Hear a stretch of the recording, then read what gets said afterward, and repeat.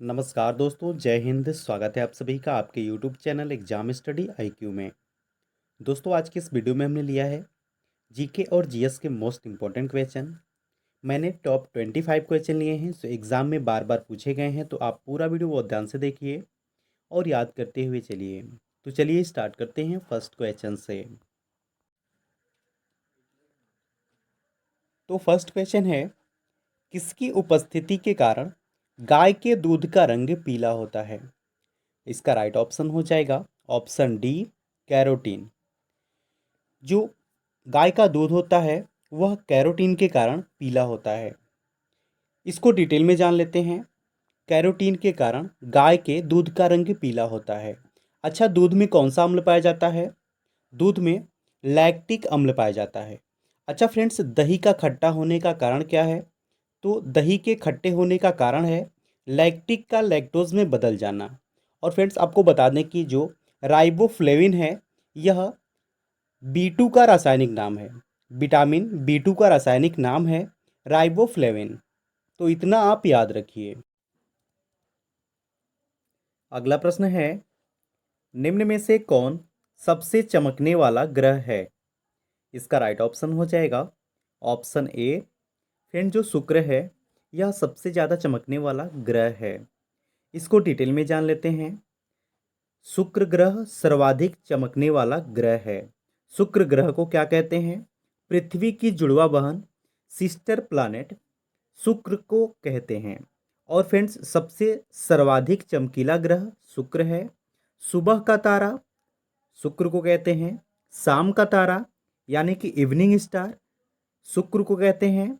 और सर्वाधिक गर्म ग्रह भी शुक्र को कहा जाता है।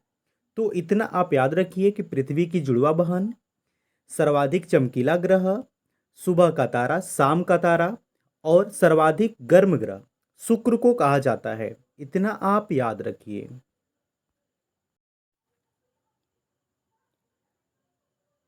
अगला प्रश्न है, हवा में सर्वाधिक मात्रा में उपस्थित गैस है? तो फ्रेंड्स, आपको बता दें कि जो हवा में सबसे ज़्यादा उपस्थित, सबसे अधिक मात्रा में उपस्थित गैस है उसका नाम है नाइट्रोजन। ऑप्शन सी इसका राइट ऑप्शन है। हवा में सर्वाधिक मात्रा में उपस्थित गैस नाइट्रोजन है। इसे डिटेल में जान लेते हैं। नाइट्रोजन 70, जो नाइट्रोजन की मात्रा है हवा में वो है 78.07%। ऑक्सीजन की मात्रा कितनी है? तो ऑक्सीजन की मात्रा है हवा में 20.93%। कितनी है? 20.93% ऑक्सीजन की मात्रा है हवा में। और जो कार्बन डाइऑक्साइड की मात्रा है वो कितनी है? कार्बन डाइऑक्साइड की मात्रा है हवा में 0.03%। तो इतना आप याद रखिए। और फ्रेंड्स, आपको बता दें कि हवा में नाइट्रोजन की उपस्थिति के कारण वायु दाब, पवन की शक्ति तथा प्रकाश में परिवर्तन का आभास होता है। और यदि वायुमंडल में नाइट्रोजन नहीं होती है तो आग पर नियंत्रित रखना मुश्किल हो जाएगा। तो इतना आप याद रखिए। वीडियो अच्छा लग रहा है, हेल्पफुल लग रहा है, तब आप इस वीडियो को लाइक और चैनल को सब्सक्राइब जरूर कर लें और बेल नोटिफिकेशन को ऑन कर लें ताकि वीडियो का नोटिफिकेशन आपको मिलता रहे। इस चैनल से आपको निश्चित ही मदद मिलेगी।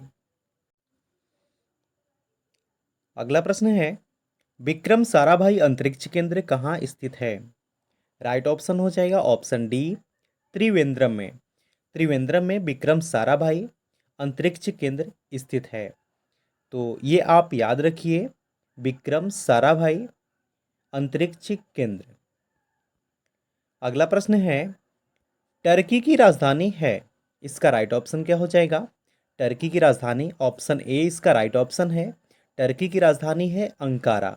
यही बात की जाए ईरान की राजधानी की, तो ईरान की राजधानी है तेहरान। किसकी राजधानी है? ईरान की राजधानी है तेहरान। यही बात की जाए लेबनान की राजधानी, तो लेबनान की राजधानी है बेरूत। क्या है?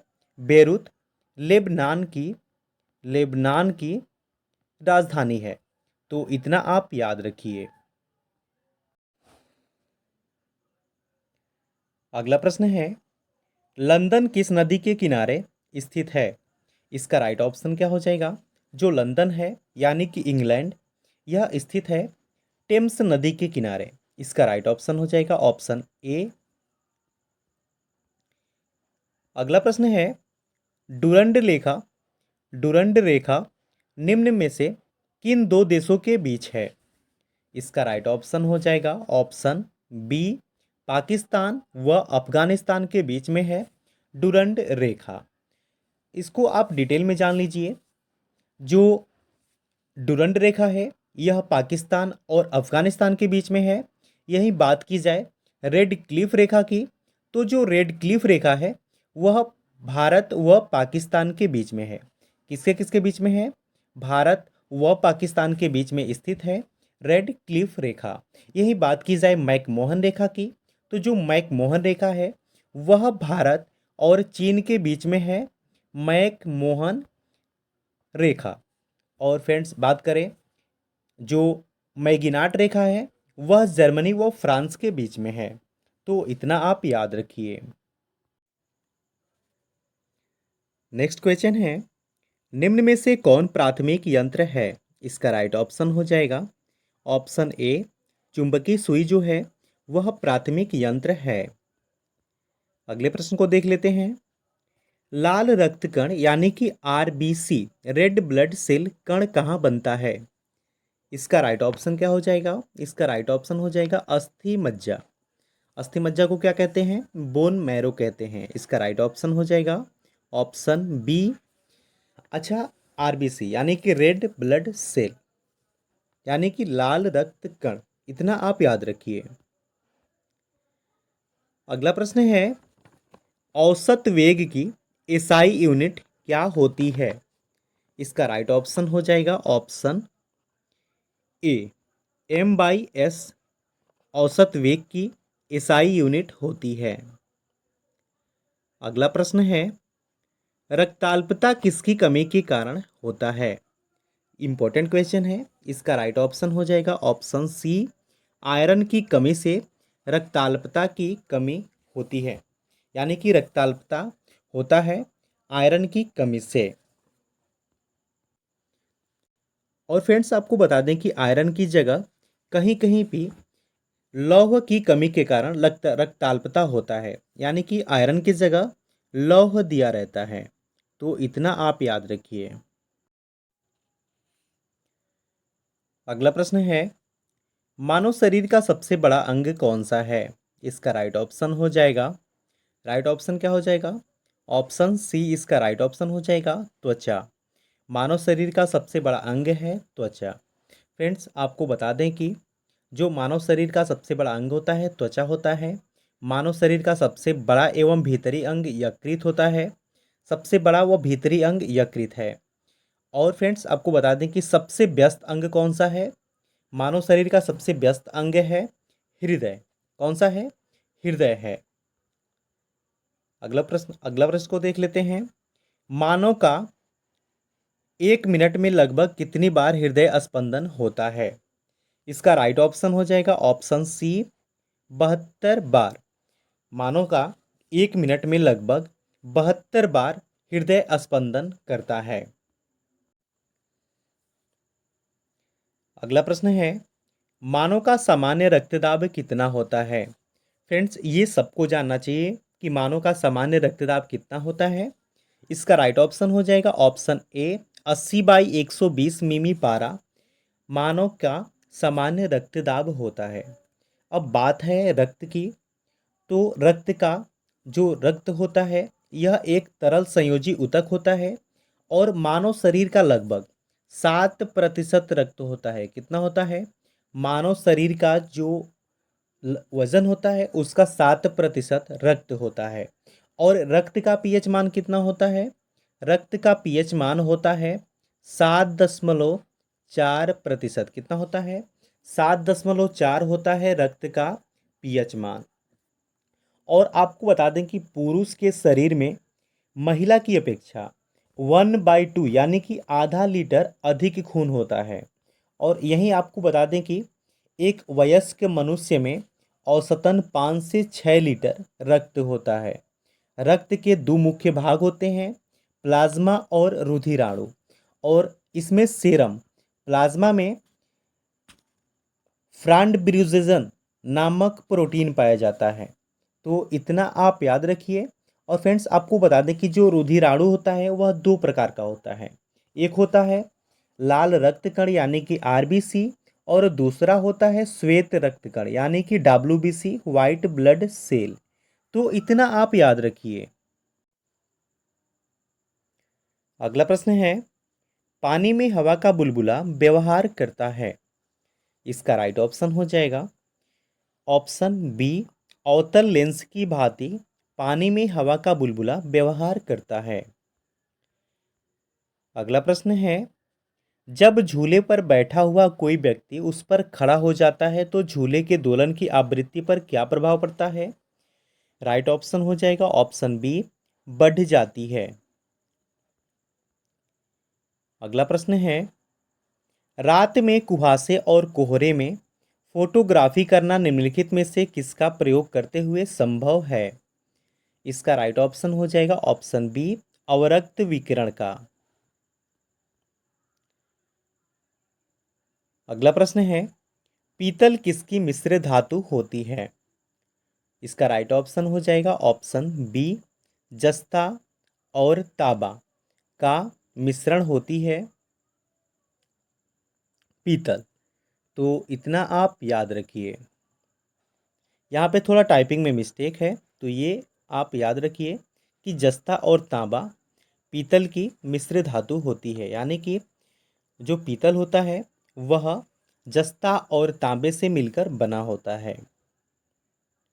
अगला प्रश्न है, निम्न उत्पादों में से किसे आईएसआई चेन्नई प्रदान नहीं किया। यहाँ पे थोड़ा मिस्टेक है। निम्न उत्पादों में से किसे आईएसआई चिन्ह प्रदान नहीं किया जाता है। इसका राइट ऑप्शन हो जाएगा, राइट ऑप्शन क्या हो जाएगा, राइट ऑप्शन हो जाएगा बिस्किट।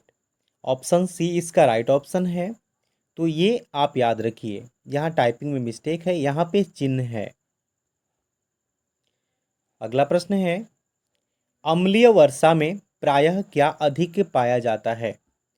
इसका राइट ऑप्शन हो जाएगा ऑप्शन डी, सल्फ्यूरिक अम्ल। अम्लीय वर्षा जो होती है इसमें सब सल्फ्यूरिक अम्ल सबसे अधिक पाया जाता है। नेक्स्ट क्वेश्चन है, एंजाइम मूल रूप से क्या है। इसका राइट ऑप्शन हो जाएगा ऑप्शन सी, प्रोटीन। जो एंजाइम है वह मूल रूप से प्रोटीन है। अगले प्रश्न को देख लेते हैं, मनुष्य के शरीर में लौह की कमी का क्या परिणाम हो सकता है। तो फ्रेंड्स, जब मनुष्य के शरीर में लौह की कमी होती है तो उसे क्या हो जाता है, उसे हो जाता है अरक्तता। क्या हो जाता है, अरक्तता हो जाता है। इसका राइट ऑप्शन है ऑप्शन ए। अगला प्रश्न है, हीमोग्लोबिन क्या होता है। तो फ्रेंड, जो हीमोग्लोबिन होता है वह प्रोटीन होता है। राइट ऑप्शन हो जाएगा ऑप्शन ए।